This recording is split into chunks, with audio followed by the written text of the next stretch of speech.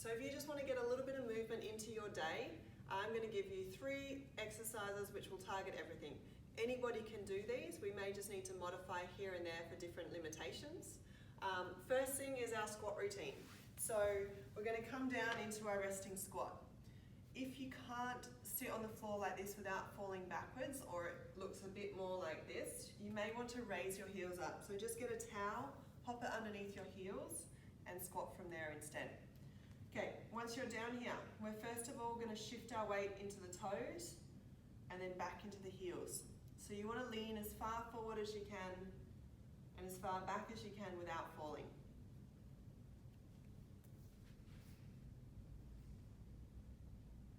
If you're able to, come right over onto your balls of feet and all the way down to your butt touches the floor.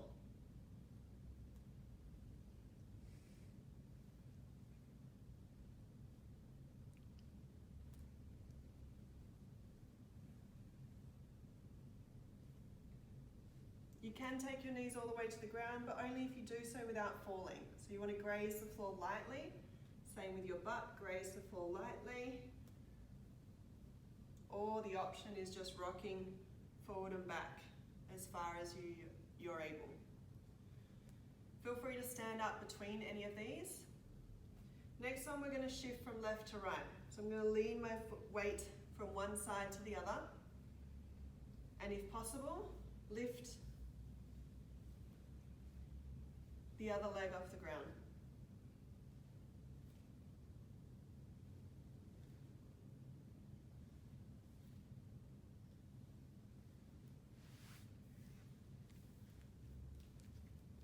Next, we fold the leg down. So keeping the inside edge of the foot on the floor, rolling the knee down towards the ground, coming back up, alternating sides.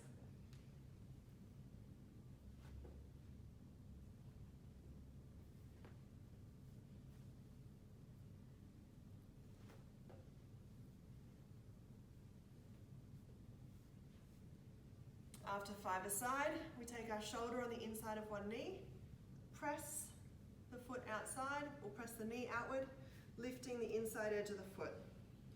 Big one, important part with this one is to keep your bum down. We don't want to lift up this way.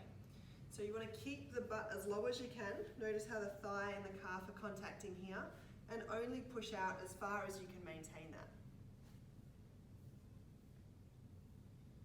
After 5 on one side, 5 the other way.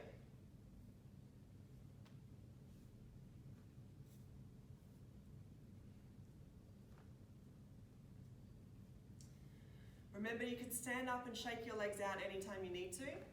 Next, we're going to look at the spine in this position. So we're going to bring our head down to make contact with something. Okay, make a tower, whatever you need. Bring your head down to touch. Then lift up, both thumbs behind you, lifting back. Reach down, pull back. 5 times.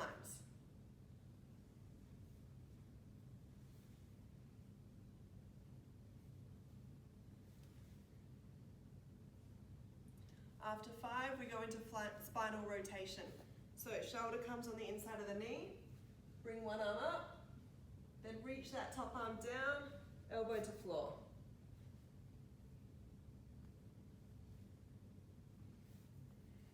Make sure as I'm reaching up, I still want to keep my spine long.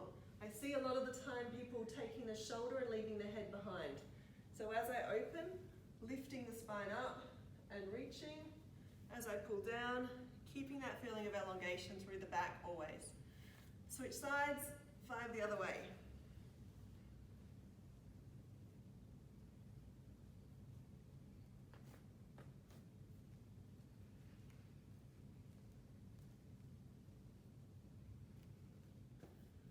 After your squat routine, we're going to go into spinal waves. So we've looked after the lower body already.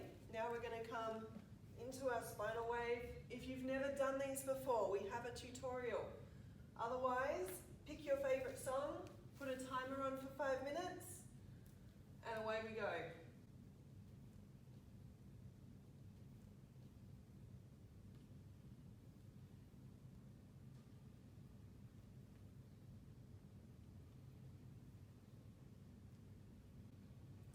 So key things is to stay relaxed. We don't want to build any tension. Commonly this will happen through the neck and the shoulders as we try to force these ranges of motion.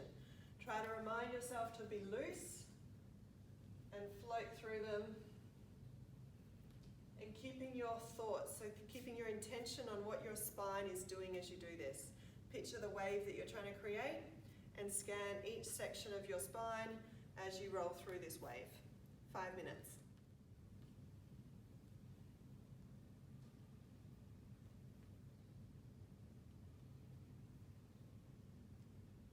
And the last thing we're going to do today, your third exercise, is hanging.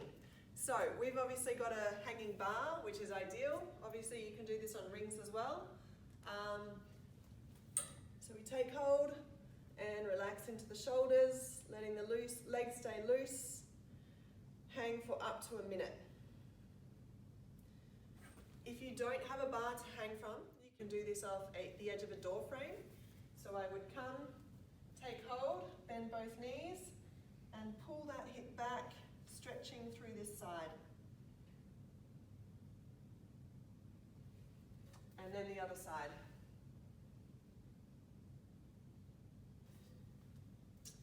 And they're the 3 things I would be doing today. If you're not doing any other training, make sure you get them done.